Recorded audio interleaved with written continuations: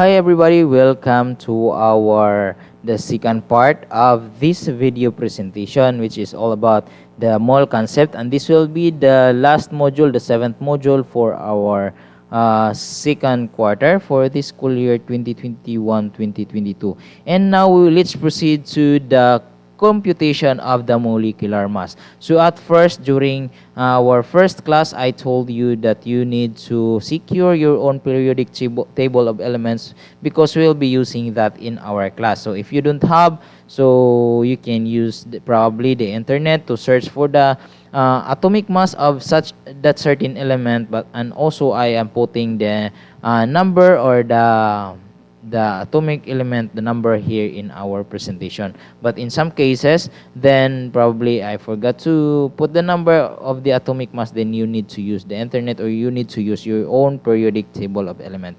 Now let's proceed to the molecular mass composition of the molecular mass, because each compound is a compound is made up of one of two or more different elements. So a compound is made up of two or more different elements. For example, the compound water or the dihydrogen oxide, or because there are two hydrogen and one oxygen in the compound water. For the compound carbohydrates, there are 6 carbon, 12 hydrogen, as well as 6 oxygen. So it is made up of 3 different elements. Now we will be we are going to calculate the molecular mass. That means the total mass of each of all the elements in a compound.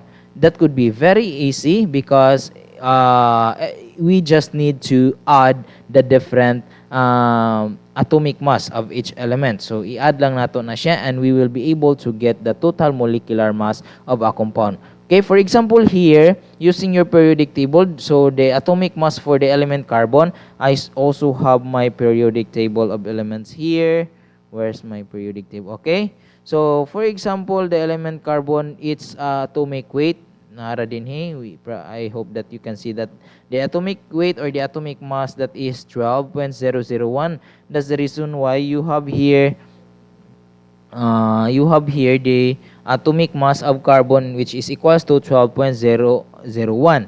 And this element is, or this compound is called methane. Okay, so this compound is called methane, which is it has 1 carbon and 4 hydrogen. Okay, for the atomic mass of hydrogen is 1.0794. Let's try to see in our periodic table the element of the atomic weight. Okay, nara, atomic weight of hydrogen is 1.0794. Okay, so that will be the atomic weight of the hydrogen, and we know that there are 4. The quantity of hydrogen in methane is 4, so that's the reason why we are going to multiply it by 4 to get the total atomic mass of hydrogen in that certain compound of 4.03176. So that will be the total. Okay, so you are going to add this 12 to this total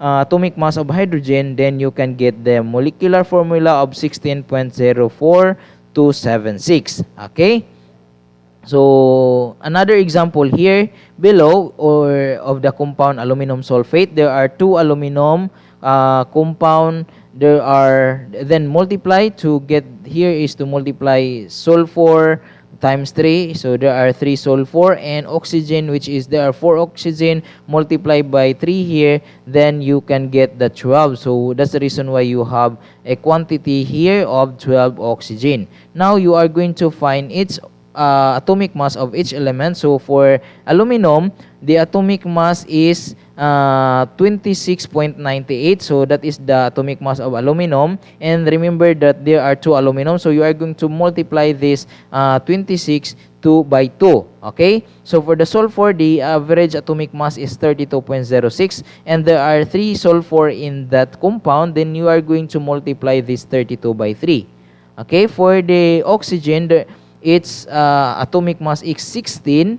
Then there are 12 oxygen in that compound. Then you are going to multiply that 16 by 12 to get the number of 192. Okay, so you are going to add those 3 elements, the total elements the total mass of each element, and you will get the molecular mass of 342.14. So that is the molecular mass. It's a very simple. So let's try to see your activity in the I don't have the okay, I have the molecular mass here. So use the example here.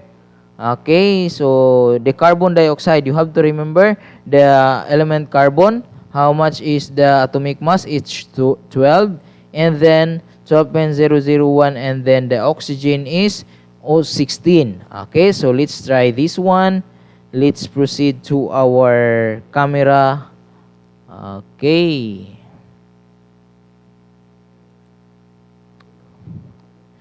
Let me erase this first.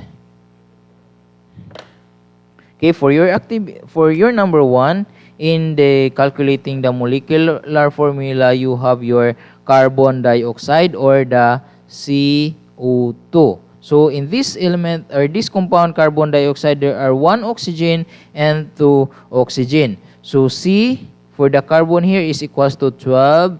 Pila ganito? 12.0011, and for the hydrogen, for the oxygen is 16. So for the oxygen equals to 16, okay, 16, ay mura naman na pesos, okay, so we'll be using, okay, so remember there are 2 oxygen, so let's multiply this by 2. So our total atomic mass of our oxygen now is 16 times 2 is equals to 32. Okay, am I right? 32.00. So your molecular mass now, your MS is equals to of mm of CO2 is equals to, pila na? 4, 12 plus 32, that will be 44. Okay, 0.011. Okay, so this will be your molecular mass of carbon dioxide. Okay, so I really need your solution or your computation here in your activity. Okay, here, so you need to write your equation the same with our equation here.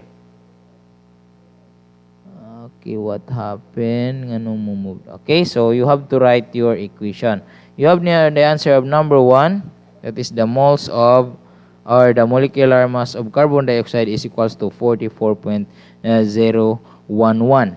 Okay, so make sure to write like this one. So you have to answer number 1, number 2. Okay, wala na siya. So that's all for our activity for the molecular mass computation. So you are going to use for the number 2 here, you have also the carbon, the same, which is equals to 12.011, and the hydrogen is equals to 1.00974, 794 di. Okay, so multiply it by 4, then add the total number. Okay, so that's all for our molecular mass computation. God bless everybody. Keep safe.